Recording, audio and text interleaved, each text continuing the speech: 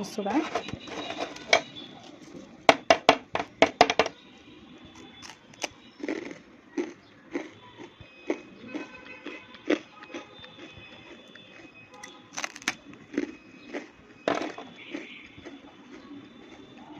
تحفة.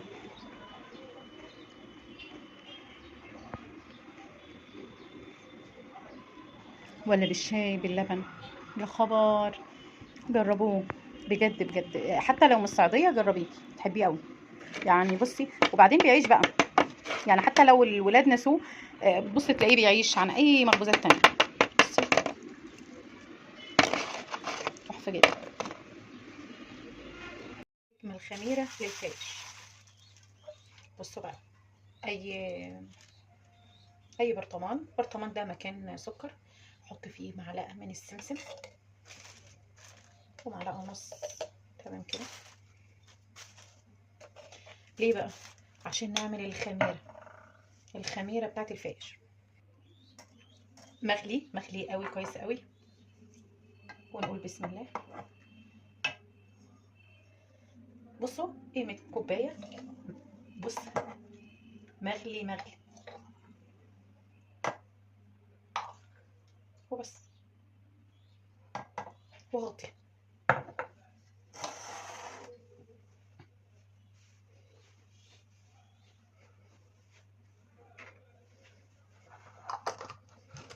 بصوا بقى، بغطيه وبقفله كويس قوي قوي قوي، تمام. وبلفه كويس قوي وبحطه في مكان دافي، بس مفيش اكتر من كده.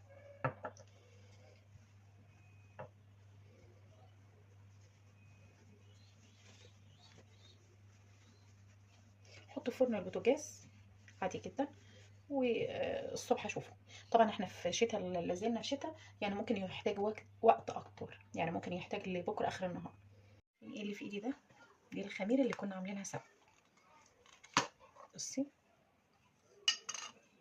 شايفه كده الخميره ناجحه. شمي بقى ريحتها تحفه. وطبعا بالذات لما تبقى بالسمسم، لما تبقى باي بقوليات تانية بتبقى يعني بين البنين. بصوا حطيتها في بوله كده، وهمصمص كمان ده.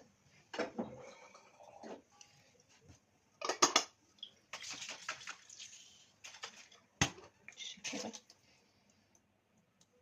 طبعا السمسم هنا اقدر استخدمه عادي. ريحتها حلوه قوي. حط قيمه كوبايه من الدقيق.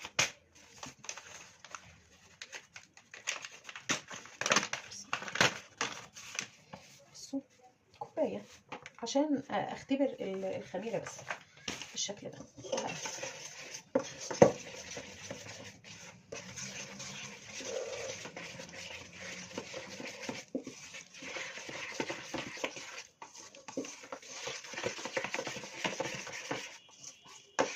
صدقيني لو جربت الطريقه دي في الفيش هتعجبك قوي.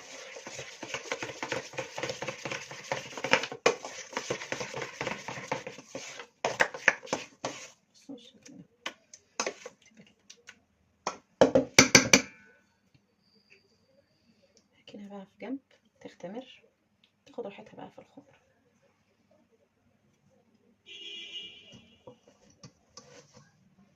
هغطيها. بصوا بقى، نسمي بالله كده، وهنعمل شويه فيش. ايه انما ايه؟ سكر. نقول بسم الله. عندي كده، انا طبعا كنت فتحت كيلو وحطيت كوبايه، قيمه كوبايه في الخميره. بسم الله.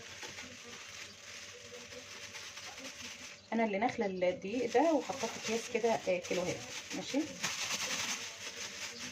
عشان بحطهم على رف التلاجة بالذات في الصيف.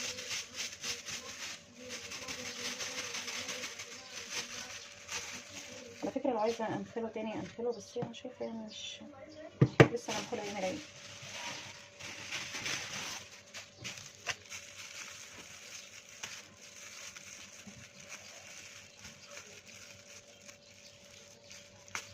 الكيس لا حول الله يا رب، مش راضي يتفك. لا اله الا الله. بس ده بالاختلاف. يلا عاملاه في الاختلاف. بسم الله.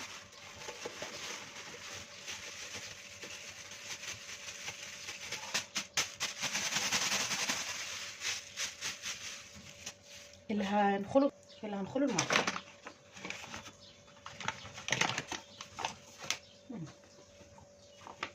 طبعا ده ابيض من اللي هو السايب اللي جايباه من عند العطار بالشكل ده.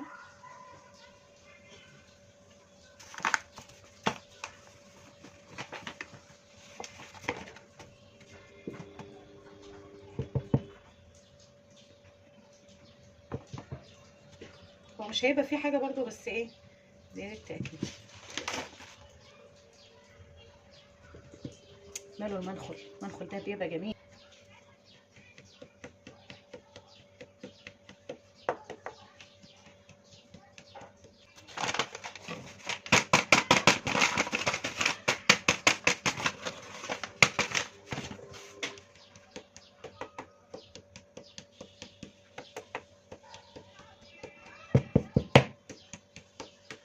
بصوا مفيش حاجه خالص. نركن الدقيق بقى ايه ونجيب الكبه بتاعتنا. اول حاجه احط نص معلقه كده من الايه ملح الخشن، لان الملح اللي عندي خشن. وده محلى.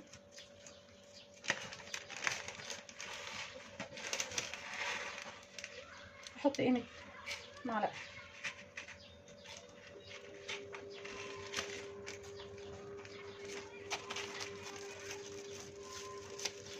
واحط قيمه حبتين 3 من الايه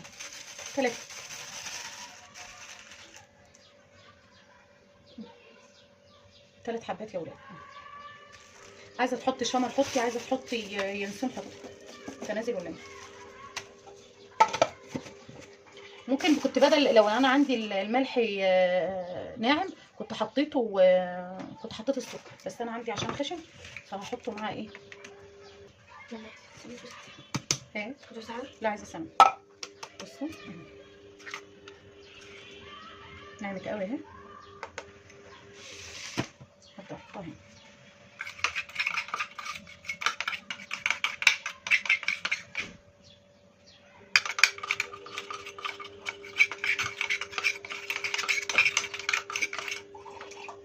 لسه ايه تاني؟ لسه السكر ولسه الايه الكركم.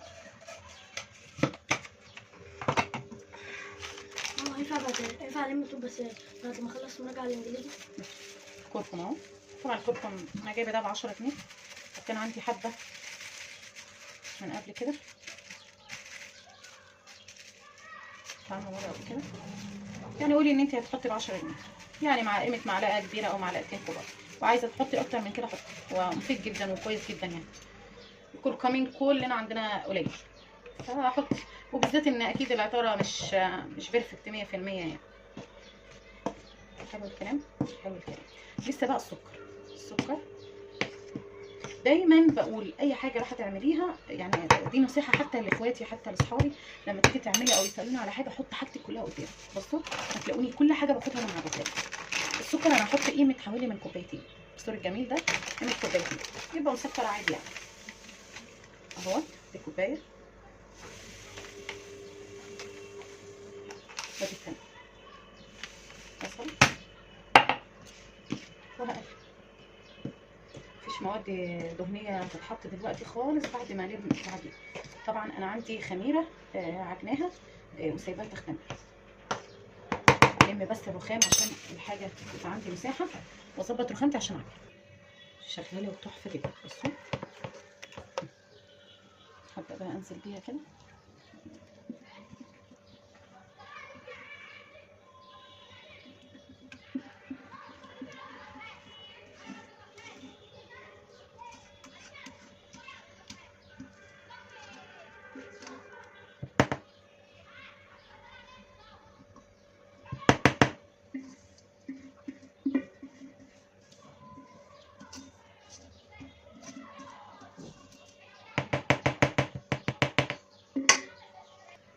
معايا طبعا اللبن.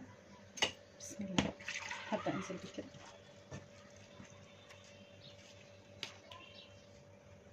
وطبعا هقلب. لو احتجت طبعا هحط تاني.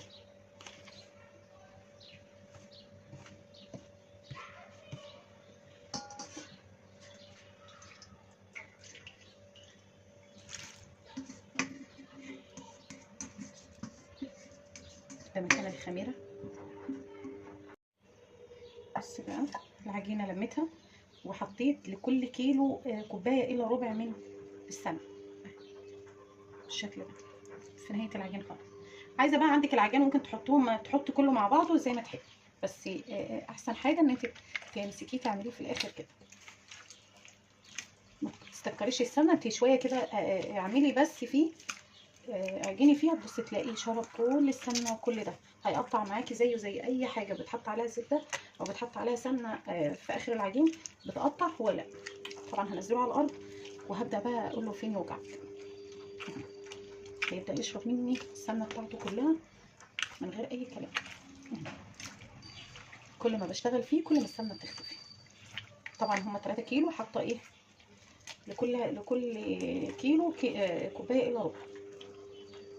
طبعا عندك سمنه هتحطي سمنه، عندك زيت هتحطي زيت زي ما تحبي حسب امكانياتك يعني. هنا بقى ده وقت ما يبقى السمنه خلاص العجينه بتتشرب. بصوا من المحل، بصوا بتشرب كل طبعا، وهي بتشرب بصوا تحسوا ان هي بتنفش كده. بصوا ملمس العجينه اختلف تماما، وبصوا التقطيعه اللي فيها، وبرده بدات تلم اهي. انت طبعا بتقعدي مش اقل من ربع ساعه تقعدي تعملي كده تعجني فيها. طبعا لو عندك عجان يبقى خير وبركه، بس انا العجان بتاعي ما يشيلش 3 كيلو. والله ما انا عارفه، ممكن يشيلهم او لا مش عارفه، بس هيبقى مسحوم قوي. قلت اعمل على ايدي يعني.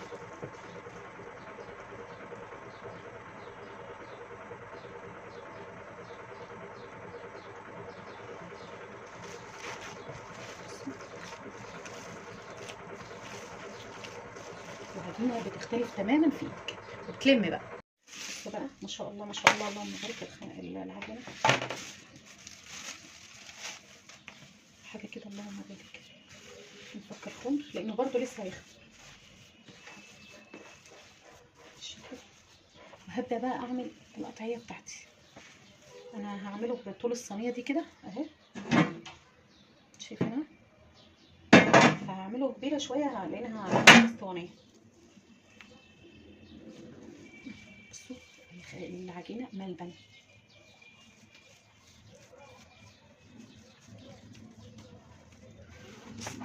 يلا يا ماما،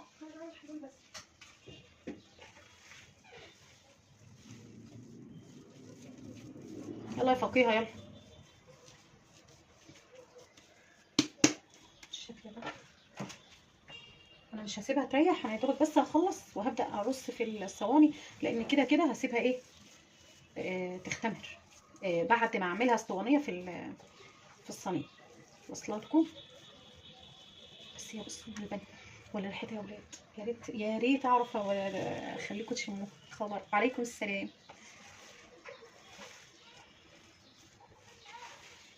طبعا القطعه مش عارفه فين، بقطع بايديا طبعا مش بالويم يعني. اطلع اللي اطلعه والاقيها كده اعمل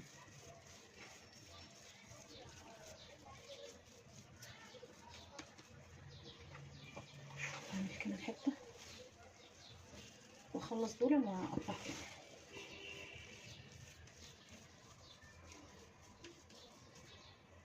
بسم الله.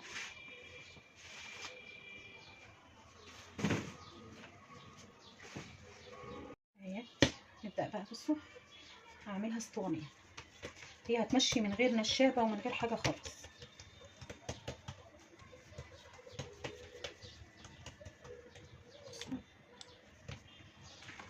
عايزه اوريكم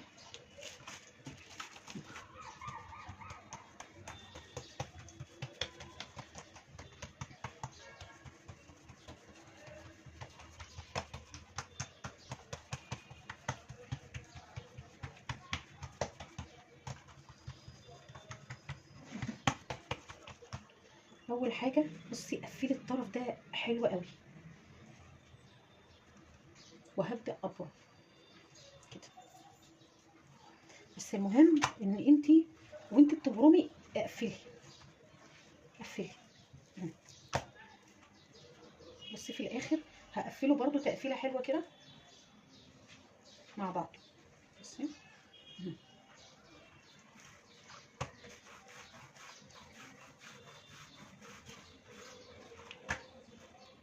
كده كده تلاقيش احسن تكوني فكرك ان انا رفعته فمش هيعمل لبه. لا بصوا، لا هيعمل لبه لانه لسه هينفخ في البتاع. التقفيله دي هحطها هنا فين؟ في الارضيه بتاعته اهي. اهي بالشكل ده كده. هو كده كده الصاج 40 في 40 فمش هيك. فالتقفيله هعملها لتحت ونفس الحكايه بقى. بسم الله ولا حول ولا قوه الا بالله.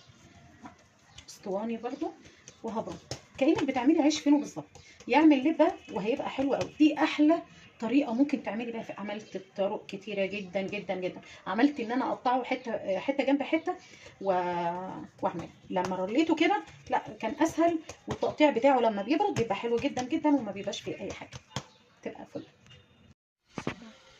ما شاء الله اللهم بارك. انا حطيتهم كده دور واحد، اللي تحت هقلبه فوق واللي فوق هقلبه تحت بالشكل ده. حاجه اللهم بقى مش عايزه اقول لكم بقى الريحه شكلها عامل ازاي ولا ريحتها عامله ازاي. بصوا طبعا كده المشرشره او العاديه، بس انا بحب العاديه. بحب المشرشره ولا ايه؟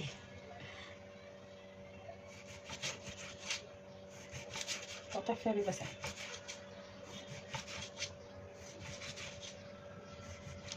عايزه اوريكم بقى. بصوا شايفين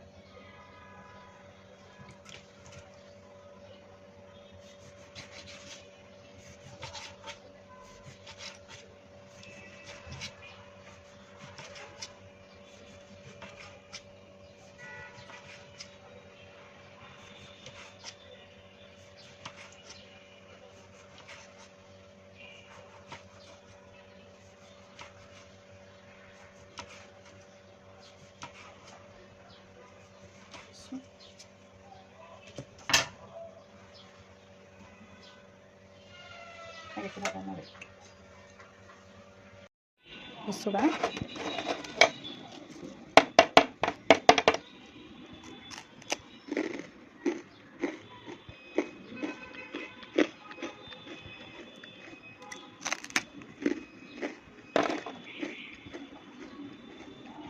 تحفه.